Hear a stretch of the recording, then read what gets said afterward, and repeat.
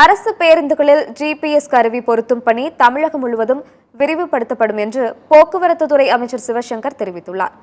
திருச்சியில் நடைபெற்று வரும் அகில இந்திய 13வது பகுத்தறிவாளர் மாநாட்டில் கலந்து கொண்ட அவர் செய்தியாளர்களை சந்தித்தார். அப்போது பேசிய அமைச்சர் சிவசங்கர், அரசு பேருந்துகளில் ஜிபிஎஸ் பொருத்தும் பணி முதற்கட்டமாக சென்னையில் நடைமுறைக்கு வந்துள்ளதாகவும் இந்த திட்டம் தமிழகம் முழுவதும் விரிவுபடுத்தப்படும் எனவும் கூறினார். தனியார் பேருந்துகளை ஒப்பந்த அடிப்படையில் எடுத்து இயக்கினோம். அதனால் ஆம்னி பேருந்துகளை சில பேருந்துகள் அந்த அரசு ஒப்பந்தத்திலே வந்துதான் இயங்கினார்கள்.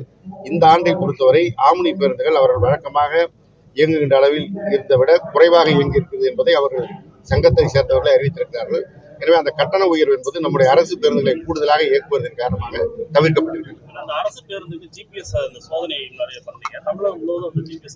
சென்னையில முதல் கட்டமாக நடைமுறைக்கு வந்திருக்கிறது. அடுத்தடுத்த கட்டத்தில் தமிழ்நாடு